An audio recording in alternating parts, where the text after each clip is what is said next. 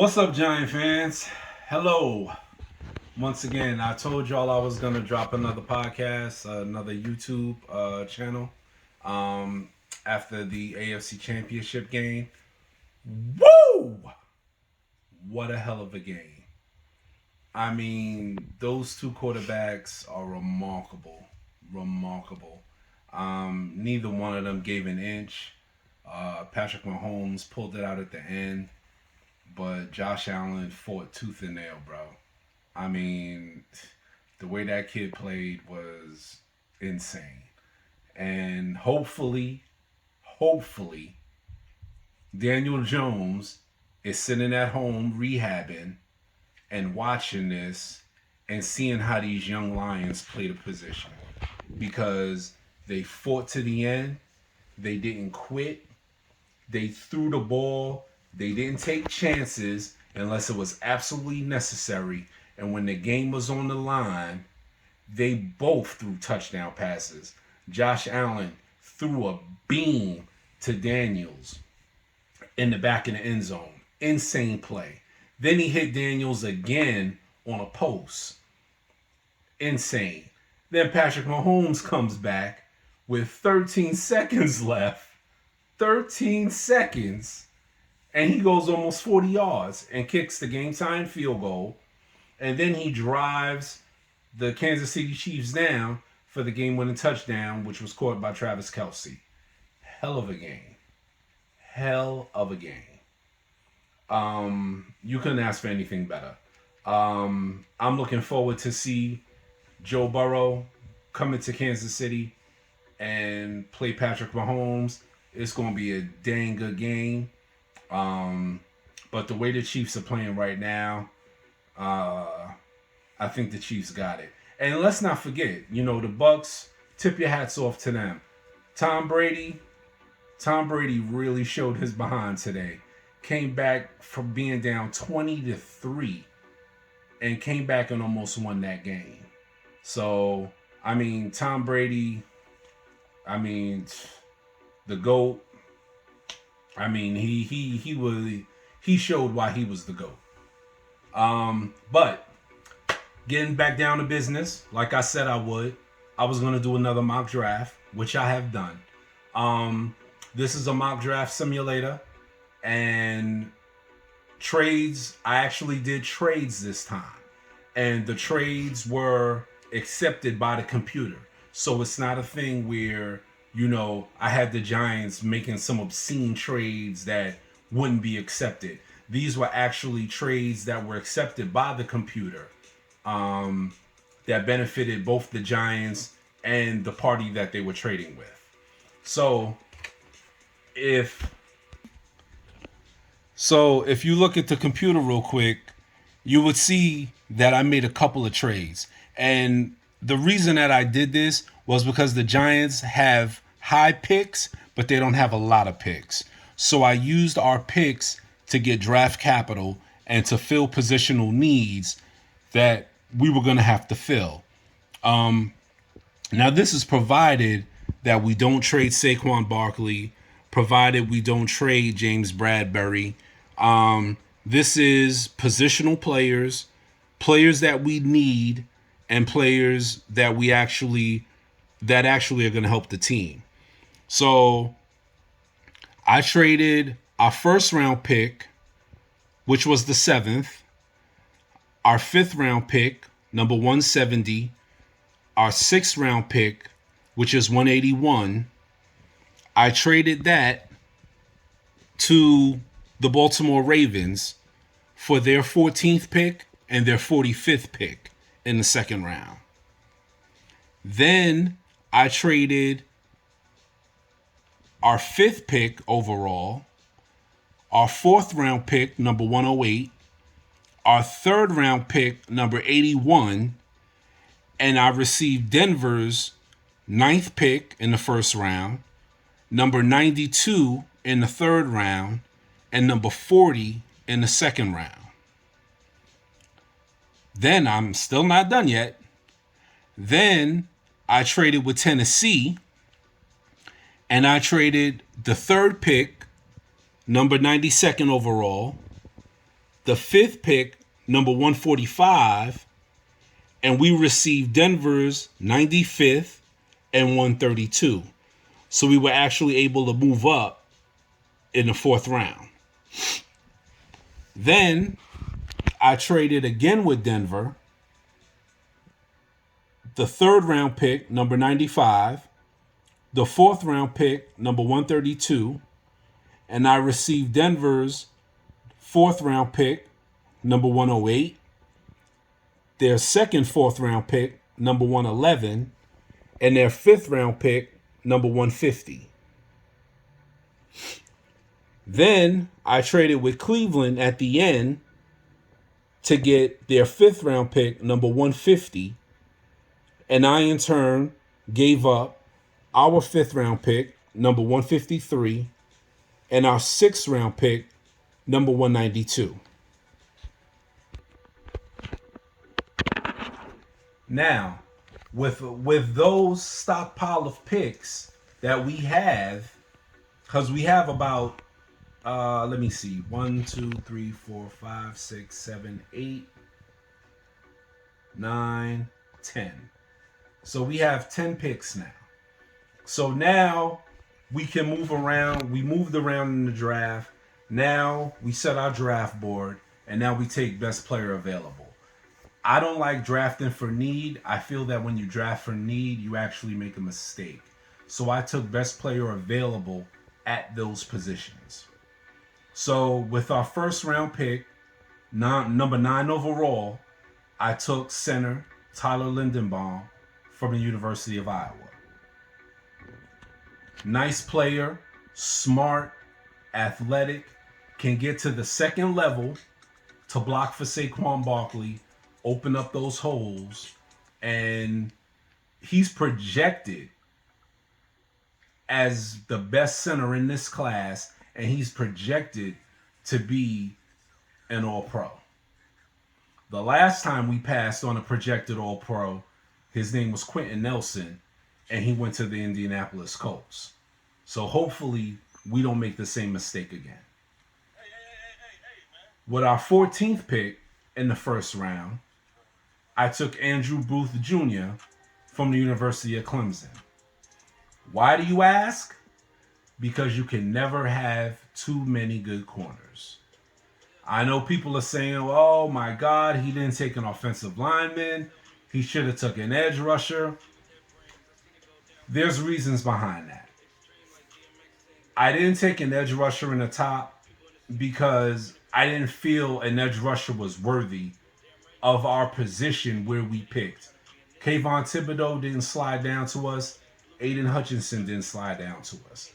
I feel the next best edge rusher, arguably, is David Ajabo from Michigan. I'm a Michigan fan. I'm not taking David Ajabo that high. And Kingsley Ellsbury from University of South Carolina, who is a low 1st, high 2nd round pick. So I wasn't going to take an edge rusher that high. I could have took George Karlaftis, but that remains to be seen what defensive scheme we're going to play as far as the head coach is involved. Hopefully we switch back to a 4-3. If we switch back to a 4-3, I don't take Andrew Booth Jr. I end up taking George Karlaftis to play defensive end. 6'4", 275 pounds. So, with our 2nd round pick, number 36 overall, I took Zion Johnson, guard from Boston College. He plays nasty. He plays with a mean streak. He's a big body. So right now, you have Andrew Thomas, you have Tyler Lindenbaum, and now you have Zion Johnson.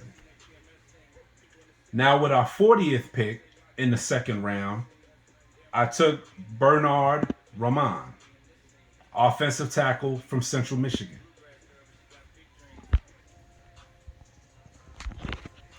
Sorry about that, fellas and ladies that watch the channel also. Once again, 40th pick in the 2nd round, Bernard Rahman, offensive tackle. I hope I said that right. from Central Michigan. He's going to play the offensive tackle position for us on the right side. So now our right side is set. Our right side is set. I don't know if they're going to bring back Will Hernandez to play left guard. There's an argument that they might be looking at Daniels, the guard from the Chicago Bears. If we actually sign him and make these draft selections, our offensive line is set. Set.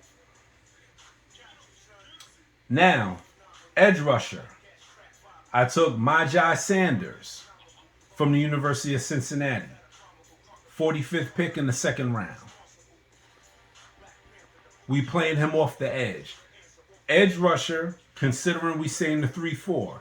If we don't stay in the 3-4, he's going to be a 4-3 outside linebacker. He has some mobility.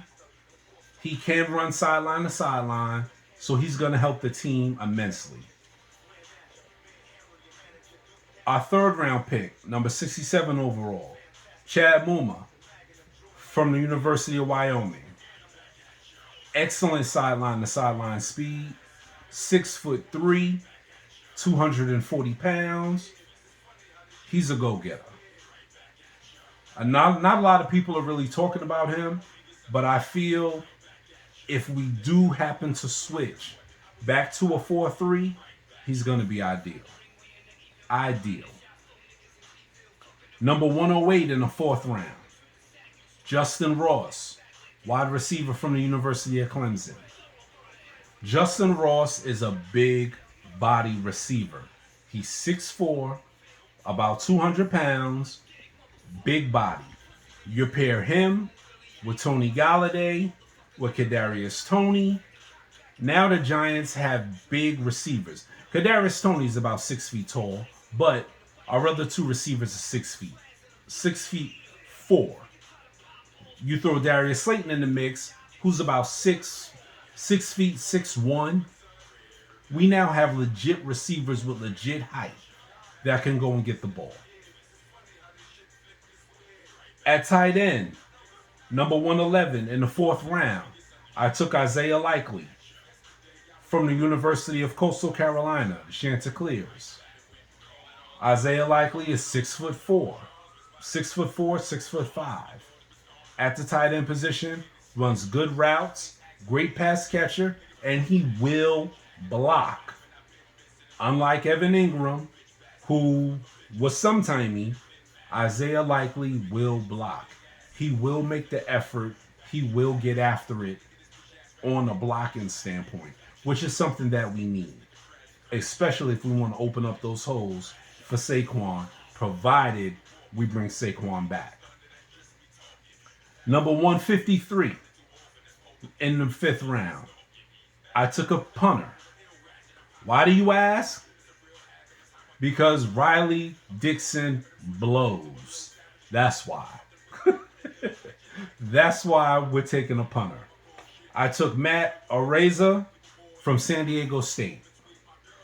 He's a solid punter, got a big leg, much better than Riley Dixon, and that's why I went in that direction. Our last pick, number 192 in the sixth round, Abram Smith, running back from Baylor. He's about 6 feet, 220 pounds. Big kid, runs with power, good pad level, and runs with determination. If we're going to spell Saquon Barkley, or we end up trading Saquon Barkley, I'm not saying that Abram Smith is going to be a full-time starter, but you want a guy who could sledgehammer, who can wear the defense down. That's the type of guy that you want. And you can pair him with Devontae Booker, a nice change of pace. Because Devontae Booker can also run in between the tackles. He can also catch passes out of the backfield. Now, those are our draft picks. I like this draft. If we make this draft happen and we maneuver through the board to get the players that we want, the players that we need to fit our scheme, this is a hell of a draft, especially from a trade standpoint, where we traded the draft capital that we had and we got extra draft capital. I know a lot of y'all are saying, "Oh my God, we didn't take Ikemikwanu, or we didn't take Charles Cross," but we got Tyler Lindenbaum, who I feel is the centerpiece of this draft. We took Zion Johnson. We took Bernard Raymond. Our whole right side is full. It's full now. It's solid. You know what I mean? You can't look at this draft and not be happy and not be pleased. If the Giants did something like this, something in its likeness, I'm not going to complain at all. I'm not going to complain at all. Because our offensive line is set. We got an edge rusher. We got a linebacker. We got a wide receiver. We got a corner. The only thing we didn't take was safety. And me personally, being that I'm a Michigan fan, I like Brad Hawkins, but Brad Hawkins is probably going to be an undrafted free agent. We could sign him. We could sign a kicker that we also need, but we can also sign a kicker as an undrafted free agent. So I didn't want to waste a pick on a player that can be an undrafted free agent. That doesn't make any sense. So that's why I didn't do that. So that's why you don't see safety drafted. I could have took safety in the higher rounds, but after Daxton Hill from Michigan, I mean, call me biased, but I don't think there was much after Daxton Hill. So I think Brad Hawkins is decent. He'll be a special teamer, and I think he can eventually play his role into a safety position. And if not, it's fine. I mean, we have Xavier McKinney. We have Julian Love. I don't like him, but we have Logan Ryan. We have enough safeties. So, I mean, it's fine if we don't draft a safety in this draft. Safety is one position I feel we're set at. Corner is where I feel we need help, especially with a new coach coming in. We're probably going to be playing a lot more man-to-man, and I feel Andrew Booth Jr., along with James Bradbury, hopefully a bounce-back year from Adoree Jackson, because I don't like the way he played this year. Hopefully a bounce-back year from him. We're good to go.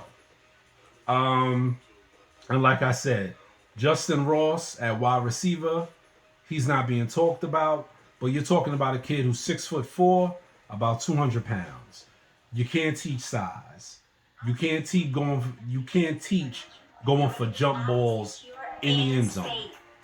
So you gotta remember that, you know. And like I said, our draft, in my opinion, centers around Tyler Lindenbaum. I don't want us passing up on Tyler Lindenbaum like we passed up on Quentin Nelson. Hopefully we learned from that mistake. Hopefully we learned to build from the interior out. That's why I took Tyler Lindenbaum. You don't see a defensive lineman because I don't know the scheme that the head coach is going to have us play yet. That's why I didn't take a defensive lineman. It's easily interchangeable. Andrew Booth Jr. to a defensive lineman like a George Karlaftis or Drake Jackson from USC, who we could take in the second round. But I felt that getting our offensive line straight with those second round picks was imperative. And I mean, right now, offensive line set. Defensive line, set. Linebackers, we're getting youth in with Chad Muma. You know, Majai Sanders. Depending on the defensive scheme, he might be an outside linebacker for us. Great. I'm all for that. You're now saying we got two starting linebackers. You know what I mean? If we switch back to a 4-3. Safeties were solid. Corners with Andrew Booth Jr., we're now solid in that area. So what is there not to like? So this draft, I had trades. I had a lot of trades. I put in a lot of work to see if teams would take these trades. But I would like to know. I would like to know your feedback. I would like to know your comments, what you feel, how you felt I did, what you think I could improve on, what you think the Giants need that I didn't take, and in the next draft we can see if we can make it happen. Remember, it's just a mock. It's not nothing set in stone where we're not gonna be like, oh my god, he didn't pick this guy. The mock draft sucks. The mock draft isn't for that purpose. The mock draft is for you to gauge what your team might do, to gauge the level of the player that they might be drafting, and what and how they can fully utilize him. That's what the mock draft is for. On another note, the Giants are conducting a couple of interviews for head coaches. A lot of people have responded and gave their comments as far as what they think the Giants should do. Brian Daboll, Leslie Frazier, Jim Harbaugh. I really don't know. I think Brian Daboll, since they hired Joe Shane, Brian Daboll probably has an inside track. They're probably going to go in that direction, especially looking at Buffalo and seeing what Buffalo did and how Brian Daboll coached up Josh Allen. Not saying Josh Allen doesn't have talent. His talent speaks for itself. But Brian Daboll did play a part in that. And the Giants might figure he can do the same thing for Daniel Jones. So he might be the front runner. Me, once again, being a University of Michigan fan, I would love to see Jim Harbaugh in Big Blue. I don't think it's going to happen. I think if Harbaugh does come to the NFL, he's going to end up going to the Chicago Bears instead. Don't forget Eric Bieniemy, Raheem Morris, defensive coordinator for the LA Rams. He's done a masterful job. He was also a head coach one time at the Tampa Bay Buccaneers, interim head coach before John Gruden took over. So, there's guys out there that the Giants are looking at. They also looked at Dan Quinn from the Cowboys. I don't believe anything's going to happen there at all. It's the Cowboys. Come on. I think we learned enough from Jason Garrett. And I think we learned enough.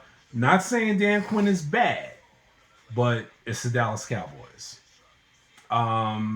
You also got Doug Peterson in the mix. Look at what he did with Carson Wentz.